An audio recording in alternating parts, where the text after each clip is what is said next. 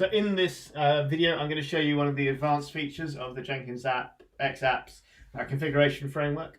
Now, we've talked quite a lot about the way that you can ask questions of the user using a JSON schema document to define the questions you want to ask. Now, that's great in many situations, but there are some situations where you don't know what the schema and the questions to be asked should be when you write the app. You only know when the app install runs. Good example here, we've got this app which is going to install the Jenkins X UI.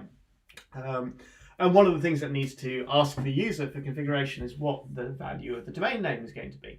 And so we want to be able to give the user the current domain name that the cluster is installed with as the default. But of course, we don't know that when the app's being written. We only know that when we're running inside the cluster.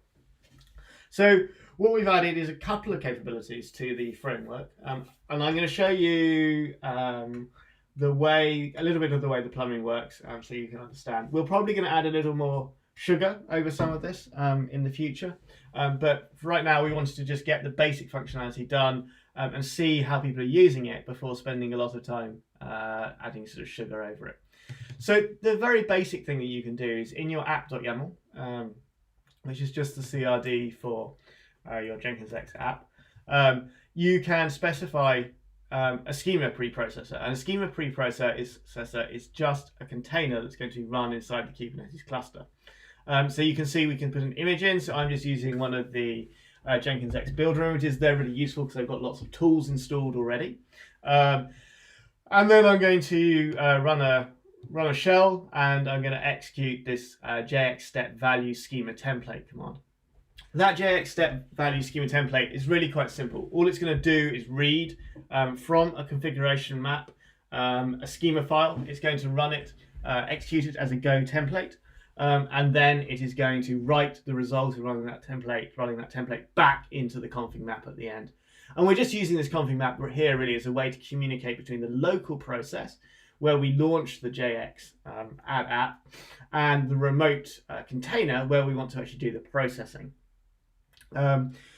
What you can do is you can pass this set command to the template command. You can pass that as many times as you like, and each of those will then be passed into the template as a value. So here, I think one of the standard things you're going to want to be able to do is take a value from another config map in your cluster and add it into your schema as a default value. So here we want to take the domain that the cluster is running at, which is stored in the ingress config map, and we want to set that into the template as the domain to use. So here we're going to use the downward API in Kubernetes in order to inject the key domain from the ingress config map into this container as an environment variable, and then we're just going to evaluate that inside the set command. So then we can go back to that template that I had on the screen at the beginning. You can see in this template we've got this .values.domain. That's anything under .values is being taken from that -- set. This is using Go templating, exactly the same templating that Helm uses for its templates, for example. So you've got all the flow control and everything you want there. The only objects we are passing in to the to this as context are the ones that come from set, and they are all being stored under .values. Okay, so that's going to run.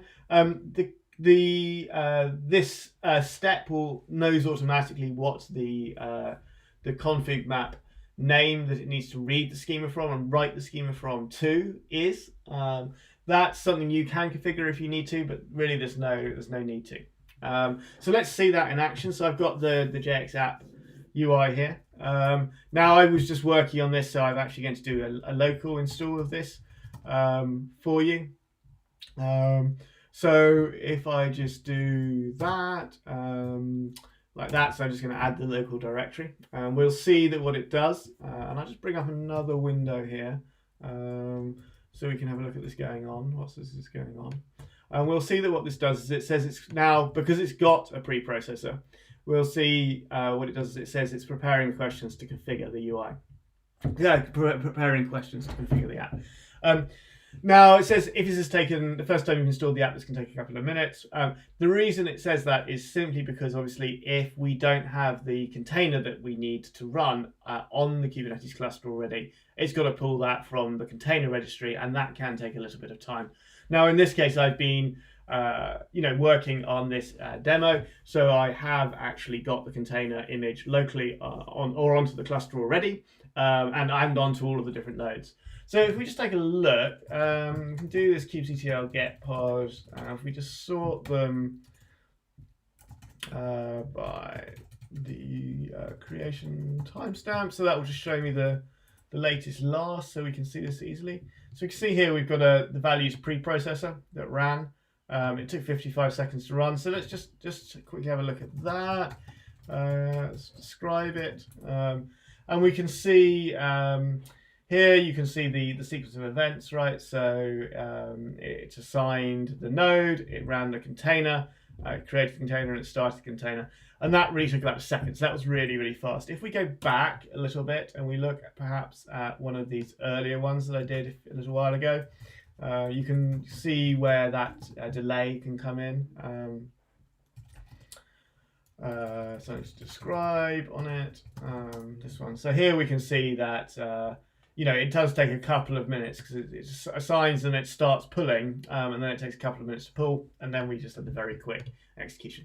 Anyway, we can see here that despite putting this templated value in for the domain, we've actually got the domain name of the cluster. So let's just double check that is correct. So if we do a JX open, we can validate it. Yep, and it's 35.204, 249, 251 NIPIO.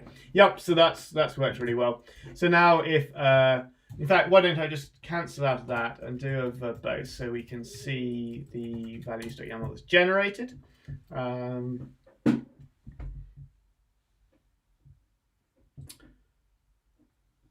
Just takes a moment to start. So let's press enter and let's just do ABC. I need to put a URI in there.